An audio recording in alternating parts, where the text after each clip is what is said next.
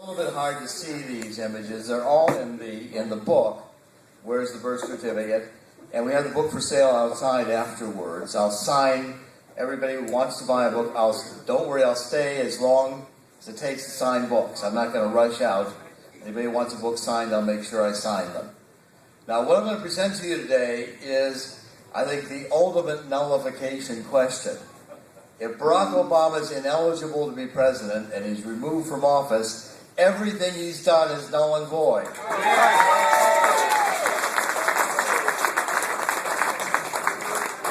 And what I'm going to show you today, and you've got to be aware that there is a law enforcement investigation going on in Maricopa County. Sheriff Arpaio, everybody knows Sheriff Arpaio? Is conducting a law enforcement investigation into Obama's birth certificate. I'm going to show you the preliminary results. And in fact, it is a law enforcement examination. There's already been a press conference, and Sheriff Arpaio has announced that there's probable cause to believe that both the birth certificate and Obama's Selective Service draft card are forged. Now if that's true, it means that Obama has illegal identity papers. And as such, we don't know who he is. He has not proved he's eligible under Article 2, Section 1, and he should be removed from office. And what I'm here to announce today is not only is there a person of interest as to who the forger is, but a strong suspect. So this is not just an idle investigation. There's nothing more serious than when you get law enforcement. It's not like I've done so far, which is, WND, where I'm a senior staff reporter, newspaper reports. This is law enforcement coming to the conclusion that crimes have been committed. And next week I'm going to announce in WND, WND.com. Do you all read WND? Yeah. The Hillary supporters from 2008, the Pumas, have come forward with evidence that Barack Obama committed crimes in winning the nomination. And that's going to be investigated. Which you've got about 5 million women who want Obama removed from office immediately, who were the Pumas. And they're going to join in the investigation because they too agree that Barack Obama is a usurper. And while it's not yet in the public news, I want to tell you, Obama had his worst week ever last week, and that's, in the future, going to look like a very good one for him. Now, to start with, I'm going to begin with, if you can see this, what I point out is that the campaign about birth certificates did not begin with the Republicans or the so-called birthers challenging Barack Obama. It began with the Democrats challenging John McCain. You remember, John McCain was born in the Panama Canal Zone. And the Democrats attacked McCain, saying he was not eligible under Article 2, Section 1 because he wasn't born in the United States. And the Democrats were not calling themselves birthers at that time. Remember, being called a birther is all Saul Alinsky techniques. Everybody know who Saul Alinsky is? For a little e-book I've got out called Saul Alinsky, the Evil Genius Behind Obama. And the goal is to vilify everybody in this room. If you dare to oppose Barack Obama, you're a nutcase, right? We're militias. We're racist. Well, I want to tell Barack Obama, nobody in this room is a racist. Nobody is a militia member. We're honest Americans, and we want our Constitution back.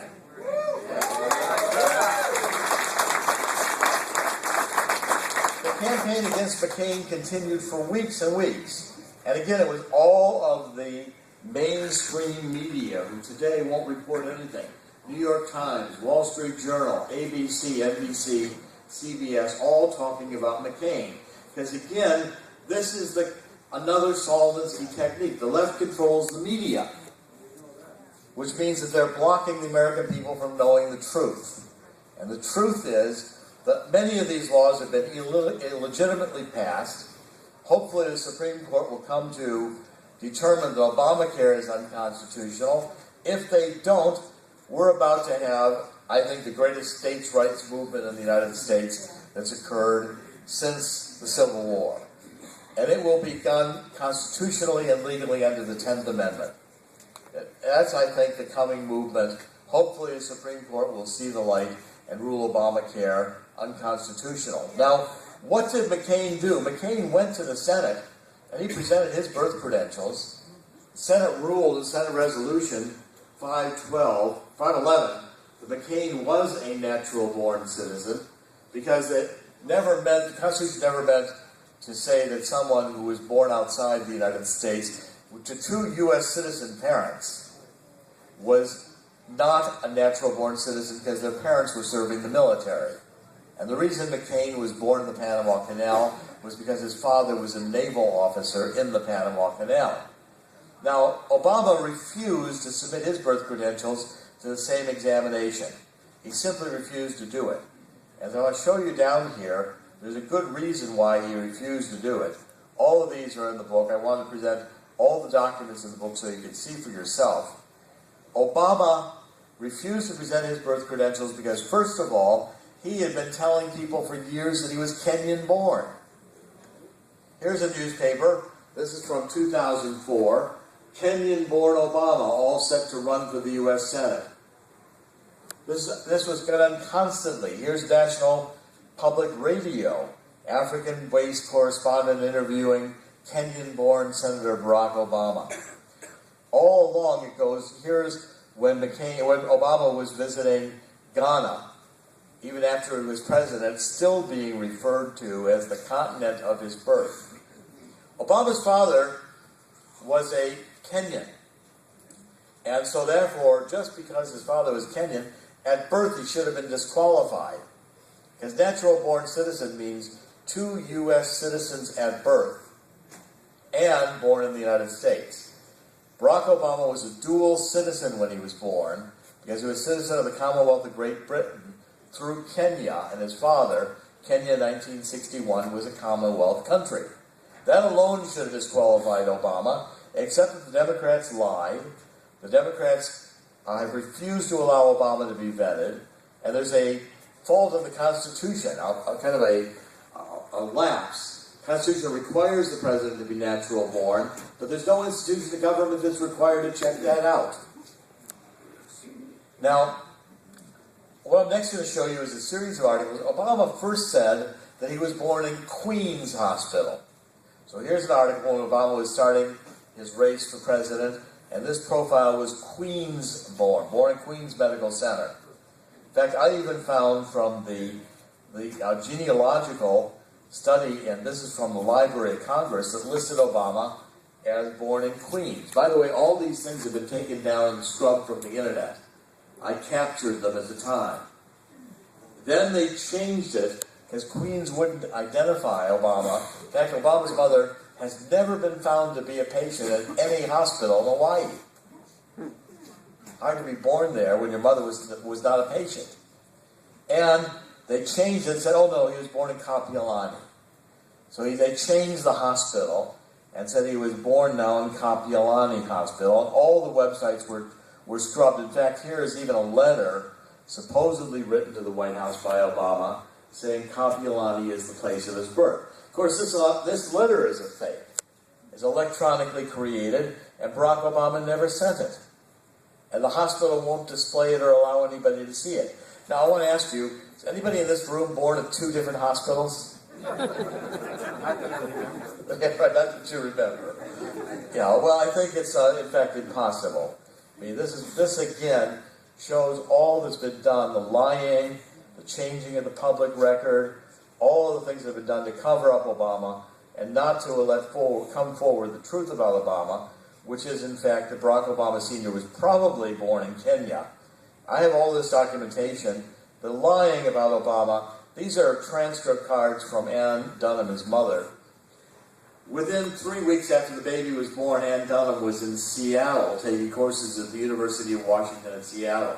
It was a lie that Barack Obama told in his autobiography, Dreams from My Father. The family stayed together until Barack Obama Sr. went to Harvard in 1962. Now, I want to ask you, for anybody here, within 3 weeks of the birth, Ann Dunham, an 18-year-old, goes off to Seattle without her mother. rents an apartment, finds a babysitter, and enrolls for night courses. It isn't credible. None of this is a credible story. In fact, the Immigration and Naturalization Service doubted in 1961 that Ann Dunham and Barack Obama Sr. were married. They doubted that Barack Obama Jr. was their child. And they said that if it was going to be contested by Ann Dunham to get Barack Obama Sr., the African, a reason to stay in the United States, the INS was going to contest this as a made-up marriage. So the truth is, we really don't know who Barack Obama is. And he will not release any of his documents. We don't have his passport records. We don't have his school records. We don't have his medical records. Did you see in WND, where I published a week or so ago, the postman who delivered mail to the Ayers? Did you all see that story? I went and interviewed him. He swore that Mrs. Ayers said that they were funding this foreign African-American student, black student, foreign student, and then the mailman met Obama, walking up to the driveway to thank the Ayers for funding his education. Well, if Obama was a foreign student and registered at these foreign students as a foreign student, that disqualifies him from being president. You can't be foreign and a natural-born citizen. That's exactly what the Founding Fathers wanted to prevent. And if the Ayers funded his education, that's a lot earlier than Barack Obama's ever acknowledged that he ever met the Ayers. Now, on the birth certificate itself, and I want to show you the birth certificate, because I think you're going to find some pretty remarkable conclusions when you take a look at the birth certificate. This is the birth certificate itself. And as I'm going to try to get it over here, and get it centered so you can see it. Take a look at this number up here, the 10641. And as I enlarge it, I had here an Acrobat a minute ago. It would be easier to do an Acrobat if I can find it. Well, that's all right. As you enlarge this number, you find over here the 10641 changes in its whole features. I'm going to find the magnification tool. At any rate, if you see the 4-1, you see how the 1 is of a different nature? If I can magnify it, I'll make it clear to you. Look at that 4-1. Now, how did you get... It sure looks like that 1 is a fake number put in there to change the number of the birth certificate.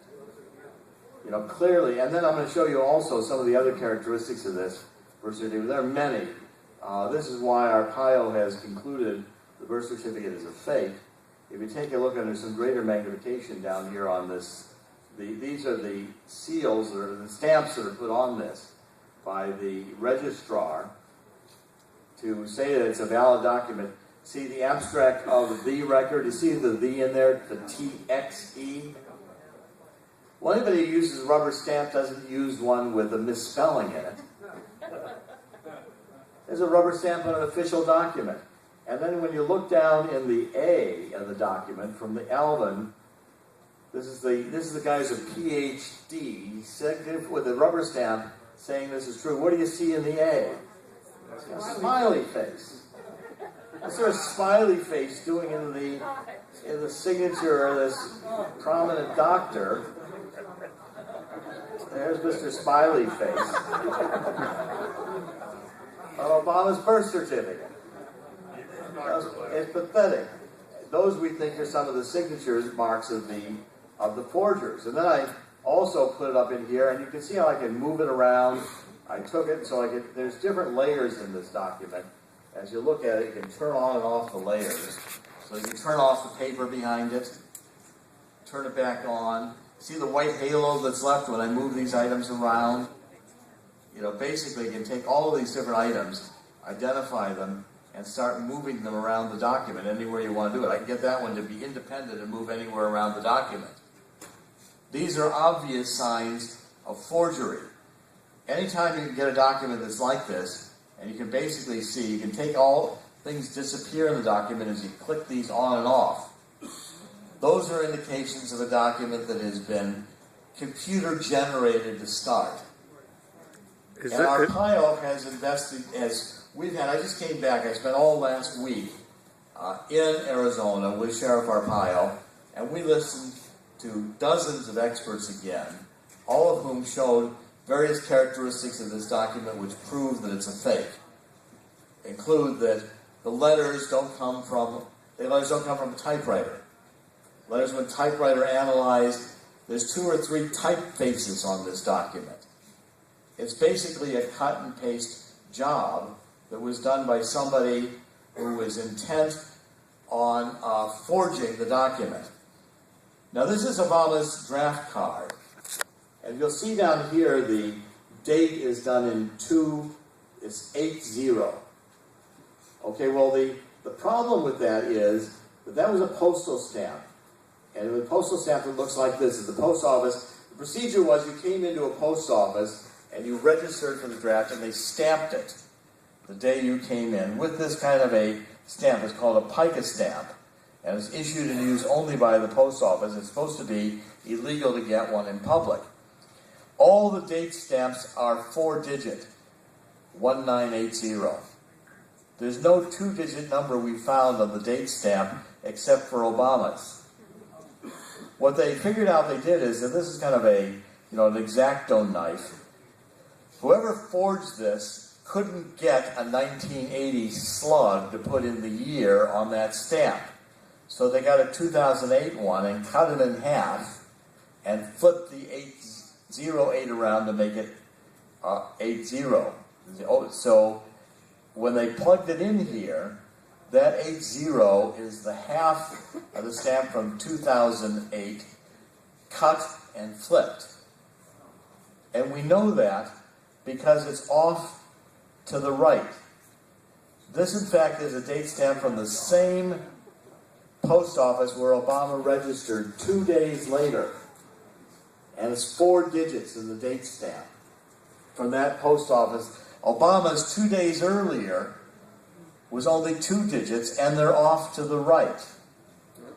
Well, what happens is when you cut the slug, and when you put the slug in, it shifts it off to the right that way, and that's why it fits into the corner and moves over to the right, and the law enforcement authorities in Maricopa County duplicated the forgery. Now, the Selective Service just refused to show us the original last week, but they've already fulfilled 2 FOIA requests.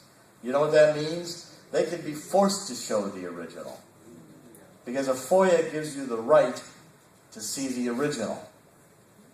Now, if Barack Obama has a forged birth certificate, and we think we know who did it, and a forged draft card, he's also got a forged Social Security number. Social Security number was issued to someone who applied for it in Connecticut, and Barack Obama never lived in Connecticut, was never there to apply for the card. In fact, it was issued to an 80-year-old, probably woman, perfect for identity theft. In other words, say a woman had never worked, got to be in her 80s, wanted a Social Security card, applied for it, is likely going to die, and never applies for Social Security death benefits. It'll be impossible to trace that number back to the person. And guess who was one of the best people in the world in identity theft? Bill Ayers. Obama got this card in the late 1970s and is using it today. It does not even e-verify. You put in e-verify, it comes up a mismatch with Obama. But we know the Selective Service and Social Security number are correct because those are the 2 numbers that match in the Selective Service database system. Now, with all this evidence accumulating, Barack Obama is at the last stages of being able to have, I think, one of the greatest cover-ups in American history. You've got someone in the White House who we're going to be able to demonstrate used criminal tactics to get the nomination, including in the caucus states, ripping up, destroying ballots, packing the caucuses. I'll tell you, if you want to see a group of angry people, talk to the Hillary supporters, the women who supported Hillary in 2008. Now, a lot of people hate Barack Obama. I don't think anyone hates him worse than these people.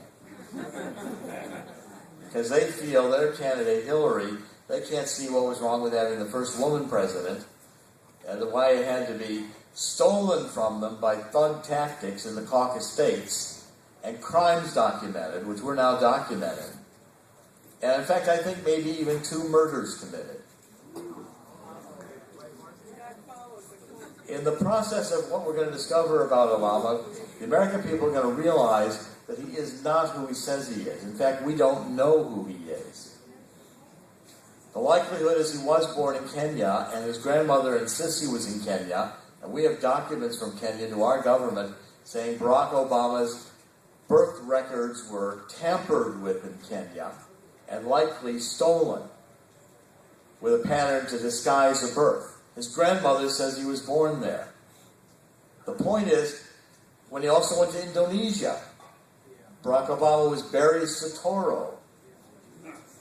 And his mother crossed his name off her passport and put in a new name as Soebarka. What was, Barry Soetoro Soebarka, who's our president. Well, you can't be an Indonesian citizen and president of the United States. Unless, of course, you lie about it and the press covers it up. Now, I've been tracking this and researching this since about 2006.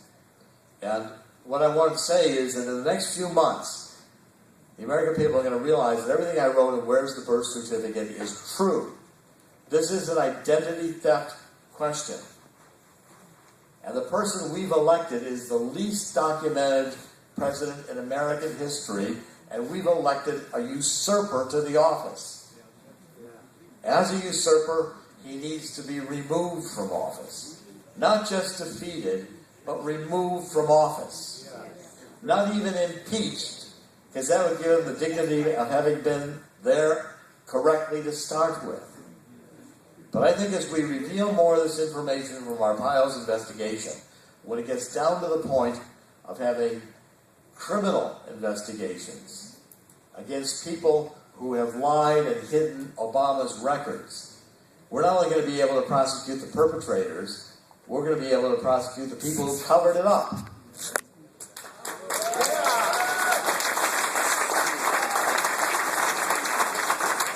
And in the process, we should be able to disgrace the mainstream media, so there's hardly a reason to buy the New York Times or the Washington Post or any of the other newspapers. The entire purpose of this exercise is to say, we the people are sovereign, we demand the Constitution be respected, and we demand Barack Obama be removed from office now. What Sheriff Arpaio is going to do, and I've been working with them and will continue to work with them, traveling to Arizona, and by the way, any financial support you can give, there's ways to contribute to Arpaio's effort on the websites. We have some information on contributing, $5, $10, whatever. This helps enormously, because the goal is to bring Obama to justice. Yes. Stop the lies, restore the Constitution, and have we the people once again be sovereign. It's a great honor to speak to you today. Thank you all very much.